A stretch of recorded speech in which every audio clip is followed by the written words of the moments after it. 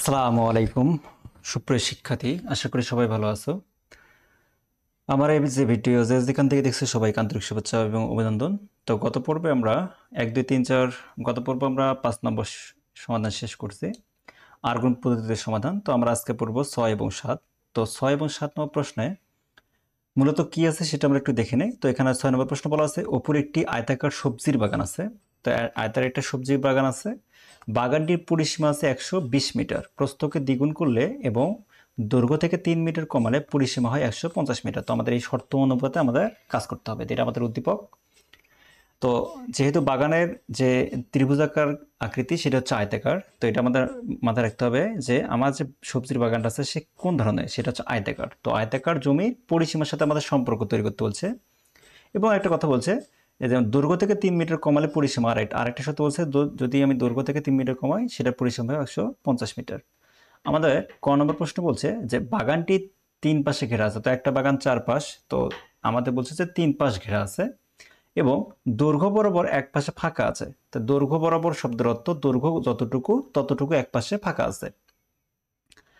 তারপর বলছে ফাঁকা পাশ বেড়া দিয়ে ঘিরে দিতে প্রতি মিটার 10 টাকা হিসাবে মোট কত টাকা খরচ হবে। তো ফাঁকা আগে আমাদের দেখতে হবে যে ফাঁকা যে জায়গাটা সেটা কতটুকু, এবং সেখানে বলছে যে 1 মিটারে 10 টাকা খরচ হয়। তাহলে আমাদের যতটুকু থাকবে ততটুকুতে কয় টাকা খরচ হবে সেটা আমাদের বের করতে বলছে। তো আমরা সেটা কিভাবে বের করবো দেখে নিই। তো চলো আমরা ক নম্বর প্রশ্নের উত্তরটা আমরা দেখে নিই, ক নম্বর প্রশ্নের উত্তরটা কিভাবে হতে পারে। তো আমরা প্রথমে ধরে নিচ্ছি, যেহেতু আমাদের দৈর্ঘ্য প্রস্থ দেওয়া নাই, তো আমাদের ভাষায় এটা ধরে নিতে হবে।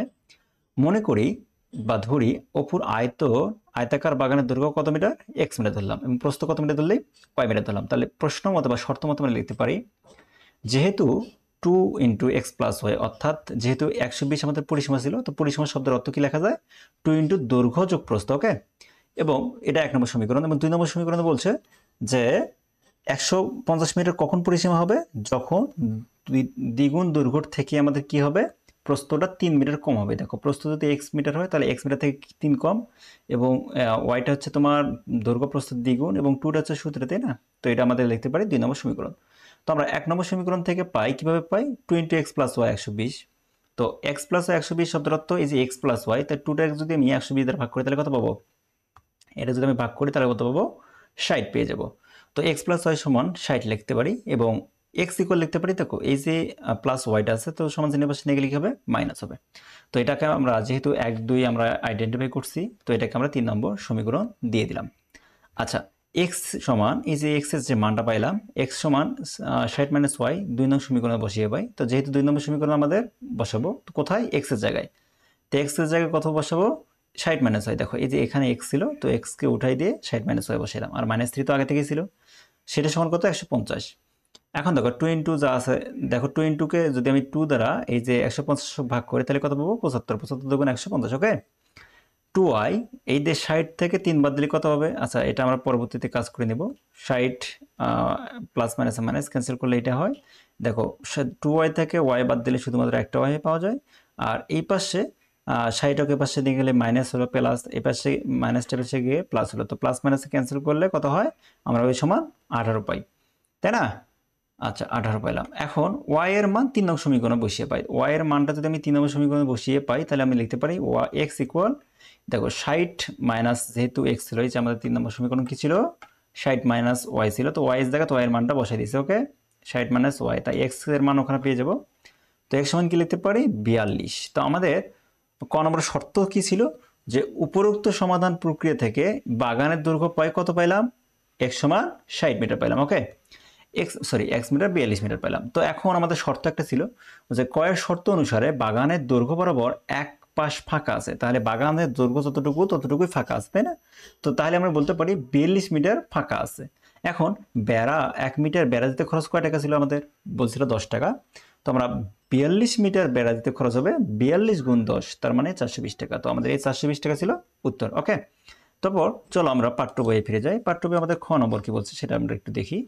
খ নম্বর বলছে যে প্রতি বর্গ মিটারে জৈবিক সারের জন্য যদি আমি 60 টাকা খরচ হয়, তাহলে আমাদের প্রতি বর্গ মিটার বলতে ওই যে আমাদের সবজির বাগানটা ছিল সে বাগানটা কতটুকু, সেখানে যদি প্রতি বর্গ মিটারে 60 টাকা খরচ করি তাহলে সার বাবদ উপর মোট কত টাকা খরচ হবে। তো সারের বাবদ, সারের জন্য কিনতে তার মোট কত টাকা খরচ হবে সেটা আমরা একটু বের করে নেব। আচ্ছা, চলো আমরা একটু খ নম্বরে দেখে নিই। তো বাগানের দৈর্ঘ্য আমি পেয়েছি কত, 42 মিটার, প্রস্থ পেয়েছি কত, 18 মিটার। তাহলে বাগানের আমি ক্ষেত্রফল লিখতে পারি, দেখো দৈর্ঘ্য গুণ প্রস্থ, যেহেতু বাগানটা আমার আয়তাকার তাই না, দৈর্ঘ্য গুণ প্রস্থ হবে 42 গুণ 18 সমান হলে 756 বর্গ মিটার। তা এখন বলছে 1 বর্গ মিটারে জৈবিক সারের জন্য খরচ কত টাকা হয়, 60 টাকা হয়। তাহলে আমার 756 বর্গ মিটারে কয় টাকা খরচ হবে, তাহলে 700 এই যে 700 জৈবিক সারের জন্য মোট খরচ হবে 756 গুণ 7 সমান 5292 টাকা। তো এই ছিল আমাদের 6 নম্বর প্রশ্নের উত্তর। এখন আমরা 7 নম্বর যে আমাদের একটা প্রশ্ন দেওয়া আছে, সেই প্রশ্ন আমরা কিভাবে করব।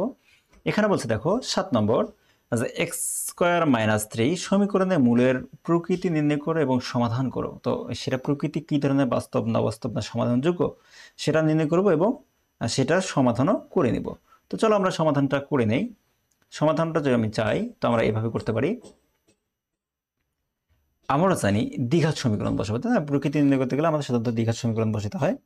তো দ্বিঘাত সমীকরণ আদর্শ রূপ হচ্ছে x square b x plus c সমান 0।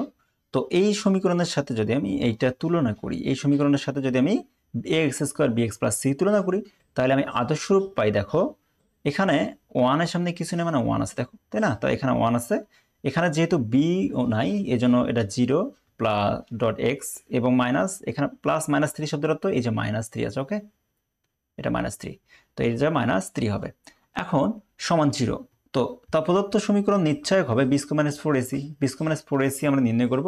তো বি স্কোয়ার মান যেহেতু 0, -4a মানে 1 আর c শুধু -3, তো মাইনাস মাইনাসে প্লাস হবে, মাইনাস এবং মাইনাসে প্লাস হবে, 4 × 4 3 4 12। তো আমি লিখতে পারি বি স্কোয়ার মাইনাস এ নিশ্চয়ক হবে মাইনাস শুধু 12 প্লাস 12, যেহেতু এটা সমান 0 হচ্ছে বড়, 12 কি 0 হচ্ছে বড় না, সুতরাং এটা পূর্ণবর্গ সংখ্যা নয়। যেহেতু আমাদের শর্তে যদি কখনো 0 থেকে বড় হয় সেটা পূর্ণবর্গ সংখ্যা হবে না। তাহলে আমি প্রদত্ত সমীকরণটি মূলতই বাস্তব, অসমান ও অমূলদ। মূলের প্রকৃতি নির্ণয় করা হলো। তো আমরা এখন মূলের প্রকৃতিটা নির্ণয় করব। কিভাবে মূলের প্রকৃতি নির্ণয় করা যায়, দেখো দ্বিঘাত সমীকরণ আদর্শ রূপ হচ্ছে, যদি কখনো সেটা মিডল টার্ম নাই, x equal minus b plus minus root over b square minus 4ac সমান টুয়াইস এ, এটা আমরা সূত্র জানি। তো সেখানে দেখো বি সমান 0, এ সমান কি সেটা আমরা মানগুলো বসাই দেবো শুধু। বি সমান 0, বি সমান 0 তারপরে স্কোয়ার, তাই না, 4 এ মান 1 আর সি শব্দ তো -3। তো এটাকে যে দেখো 0 তো 0ই হয়ে যাবে, তার কোনো নেই, ভ্যালু নেই। তো সরি, এটা প্লাস মাইনাসটা এই পাশে হইতো।